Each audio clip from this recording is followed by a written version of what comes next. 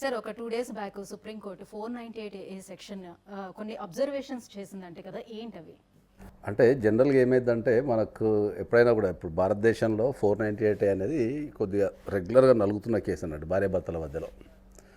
So ఎప్పుడైనా కూడా ఏంటంటే ఒక భార్యాభర్తల మధ్యలో గొడవ అయినప్పుడు అమ్మాయి వెళ్ళి జనరల్గా పోలీస్ స్టేషన్లో కేసు పెడుతుంటారు. నాకు ఇబ్బంది ఎదురవుతుంది ఫైనాన్షియల్గా కానీ, లేకపోతే మానసికంగా కానీ, ఫిజికల్గా కొట్టడం లాంటివి చేస్తుంటారు. కాబట్టి ఈ అమ్మాయి వెళ్ళి పోలీస్ స్టేషన్లో మనకు against husband and in laws case పెట్టాడని మనం 498 అంటాం మనం జనరల్గా. సో ఇప్పుడు భారతదేశంలో మనకి ఏమవుతుందంటే డైవర్స్ అనే రేషియో విపరీతంగా పెరిగిపోతున్నది. సో పెరిగిపోతున్నప్పుడు ఈ 498 మీద సవరణలు జరగాల, లేకపోతే 498 సెక్షన్ తీసేయాలా అని ఇట్లా రకరకాల వాదనలు సమాజం నుంచి వినిపిస్తూ ఉన్నాయి. పూర్తిగా తీసేయాలని వినిపిస్తున్నాయి మనకు. అంటే డిమాండ్ అదంతా జెంట్స్ దగ్గర నుంచి మిస్యూజ్ కూడా జరుగుతుంది దాన్ని అన్న, చాలా మిస్యూజ్ జరుగుతుంది అనేది చాలా సందర్భాల్లో ప్రూవ్ అయింది. కాబట్టి దాన్ని సమాజం అది తీసేస్తే బాగుంటుంది అని కానీ, లేకపోతే దాన్ని ఇది జనరల్ నాన్ బెయిలబుల్ ఆఫెన్స్ అంటుంది, దీన్ని బెయిలబుల్ ఆఫెన్స్ కింద మార్చడం కానీ, లేకపోతే ఇంకేదైనా ఫార్మాట్లో తీసుకొస్తే బాగుంటుంది అనేది మనకు జనరల్గా మనకు రకరకాల చర్చల ద్వారా మనకు వినిపిస్తున్నది. సో జనరల్గా 498 ఒకప్పుడు అరెస్ట్ ఉంటుండే. జనరల్గా ఫస్ట్ ఎప్పుడైతే 498 సెక్షన్ పెట్టారో హస్బెండ్ తర్వాత అత్తమామల్ని ఎంతమంది మీద పెడితే, ఆడపిల్లలు ఇంకా వేరే మరదలు ఇట్లున్నా కూడా ఎంతమంది మీద పెడితే అంతమందిని ఇమ్మీడియట్లీ అరెస్ట్ చేస్తుండే. ఒకప్పుడు చేయట్లేదు. ఇప్పుడు అరెస్ట్ అనేది లేదు జనరల్గా.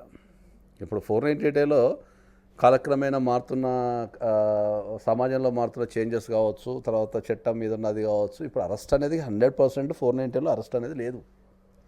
సో ఇప్పుడు జనరల్గా 498 పెడితే వాళ్ళకు కౌన్సిలింగ్ ఇచ్చి వాళ్ళని కలపటం కానీ లేదా విడగొట్టడం కానీ చేస్తున్నారు. కాకపోతే ఏమవుతుంది అంటే ఏంటంటే 498 అనేది కంప్లైంట్ వచ్చినప్పుడు మ్యాక్సిమం ఎఫ్ఐఆర్లు అవుతున్నాయి, కంపల్సరీ ఎఫ్ఐఆర్ చేస్తున్నారు. సో ఈ ఎఫ్ఐఆర్ చేసినప్పుడు మనకు ఈ భార్యాభర్తలు విడిపోయే అవకాశం చాలా ఎక్కువ ఉన్నది.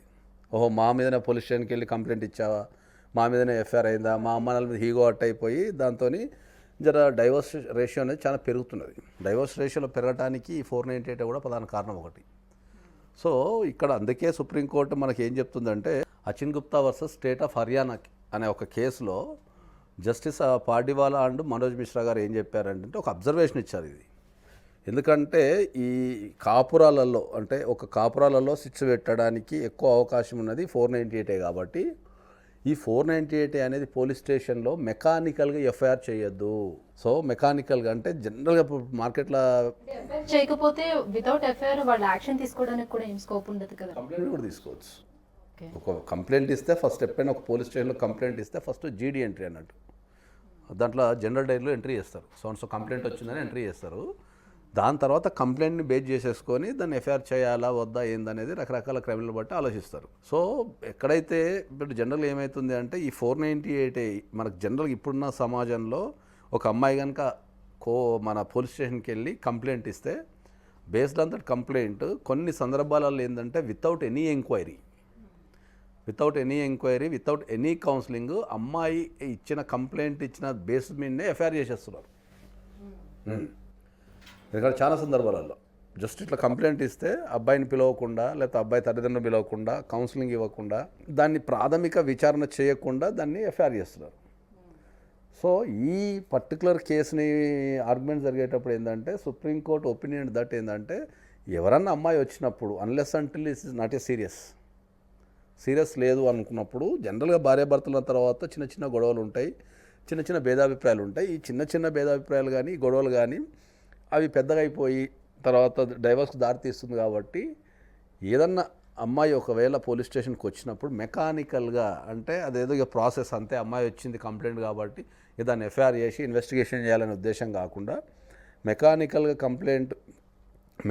ఎఫ్ఐఆర్ చేయకుండా దాని సాధ్యాసాధ్యాలు పరిశీలించి దానిపైన ఒక డెసిషన్ తీసుకోండి అనే అభిప్రాయం వ్యక్తపరిచింది. సో ఏదైనా మనకు దేశంలో ఏంటంటే మనకు అత్యున్నత న్యాయస్థానం కాబట్టి అత్యున్నత న్యాయస్థానం యొక్క అభిప్రాయాన్ని గౌరవించాలి. కాబట్టి ఈ మెకానికల్గా చేయకుండా ఏ కంప్లైంట్ వచ్చినా కూడా దాని సాధ్యాసాధ్యాలు పరిశీలించి చిన్న చిన్న గొడవలో లేకపోతే ఏమైనా పొరపచ్చాలో లేకపోతే మిస్అండర్స్టాండింగ్స్ ఉంటే సుప్రీంకోర్టు ఆలోచన చేస్తున్న విధంగా 498A సెక్షన్ ఒకవేళ తీసేస్తే ఈ పెళ్ళైనటువంటి ఈ మహిళలకు ఏమైనా ఇబ్బంది ఉంటుందా?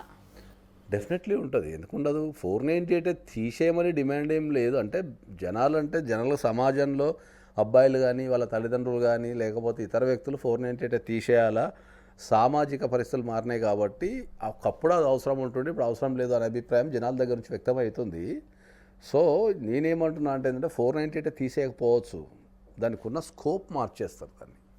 ఇప్పుడు మెల్లమెల్లగా ఇప్పుడు ఒకప్పుడు అరెస్ట్ నుంచి తర్వాత ఓన్లీ హస్బెండ్ని తల్లిదండ్రులను అరెస్ట్ చేసి మిగతా వాళ్ళని అరెస్ట్ చేయకపోతుండే. మళ్ళీ కొంతకాలానికి ఏం చేశారు, ఓన్లీ హస్బెండ్ని అరెస్ట్ చేస్తుండే, తల్లిదండ్రులను కూడా అరెస్ట్ చేయకపోతుండే. ఇంకా మళ్ళీ కొంతకాలకి ఏం చేశారంటే ఇప్పుడు ఎవరిని అరెస్ట్ చేస్తలేరు.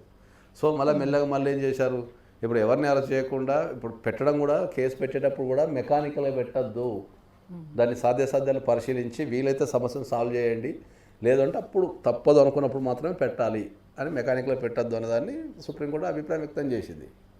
సో దానిపైన చాలా డిమాండ్స్ ఉన్నాయి కాబట్టి సుప్రీంకోర్టు ఒపీనియన్ దట్.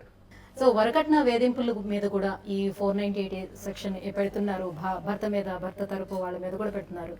సో నిజంగానే ఒకవేళ వరకట్న వేధింపులకి ఒకవేళ గురైతే 498లో ఇలాంటి చేంజెస్ ఏమైనా వచ్చేటప్పుడు అమ్మాయికి రక్షణ ఏంటి అని అంటే జనరల్గా ఏంటంటే చాలామంది కన్ఫ్యూజ్ అయిందంటే 498 వేరు, డౌరీకి సంబంధించిన ఇష్యూస్ వేరు జనరల్గా. సో మనకు 498 అనేది మనం ఇంతకుముందు ఎన్నో సందర్భాలు చెప్పినట్టు 498 అంటే భర్త నుంచి మనకి ఏమన్నా ఫిజికల్గా కానీ మెంటల్గా కానీ ఐదర్ ఫైనాన్షియల్ కానీ ఇబ్బంది జరిగినప్పుడు పెట్టేది. డౌరీకి సంబంధించి మనకు ఒక సపరేట్ యాక్ట్ ఉంది, డౌరీ ప్రొహిబిషన్ యాక్ట్ అని చెప్పేసి సపరేట్ యాక్ట్ ఉంది. దాంట్లో కట్నం తీసుకోవడం ఇవ్వటం కూడా తప్పు అనేది ఫైల్ చేయడానికి లేదు కదా, ఇవ్వడం కూడా తప్పే కదా అన్న. ఇవ్వడం కూడా తప్పే. ఆ డౌరీ ప్రొహిబిషన్ యాక్ట్ ప్రకారం కట్నం ఇవ్వడం కూడా తప్పే. కానీ 498కి వచ్చాక ఏం చెప్తున్నారు, మాకు అందుకే అంటున్నారు కదా, కట్నం కావాలని మమ్మల్ని ఫోర్స్ చేస్తున్నారు కాబట్టి అనేది ఇక్కడ కవర్ చేస్తారు దాన్ని. 498 దాన్ని అట్లా రాస్తారు దాన్ని. అందుకనే మేము ఇవ్వలేదు, వాళ్ళు ఫోర్స్ చేస్తున్నారు, కావాలని ఫోర్స్ చేస్తున్నారు అనేది రాస్తారు దాంట్లో. సో మనం ఏం చెప్తున్నాం ఏంటంటే, మీరు ఇంతకుముందు చెప్పినట్టు డౌరీకి సంబంధించి మనకు సపరేట్ యాక్ట్ ఉంది, దాని కింద చర్యలు తీసుకోవచ్చు. సో 498 తీసేయకపోవచ్చు 100%, దాన్ని విధానం మార్చేస్తారు. ఇప్పుడు ఫిజికల్గా హెరాస్ చేశారని అంటే దాన్ని చూయించుకోవడానికి ఉంటుంది. ఇప్పుడు సాధ్యాలు ఏంటి, వాళ్ళు ఇచ్చిన కంప్లైంట్ నిజమా కాదా అనేది పరిశీలించి ఆ తర్వాత వాళ్ళని కస్టడీలోకి తీసుకోవాలని చెప్తున్నారు. ఫిజికల్గా హెరాస్ చేస్తే ఓకే, మెంటలీ హెరాస్ చేసిందని చూపించుకోలేరు కదా సార్? ఎందుకు చూపించుకోలేరు? డెఫినెట్లీ చూపిస్తారు. Mental harassment definitely it can be proved. Cruelty అంటే ఏముంది, క్రుయాలిటీ అంటే మెంటల్ హెరాస్మెంటే కదా, కాబట్టి కేసు పెట్టచ్చు క్రుయాలిటీ మీద.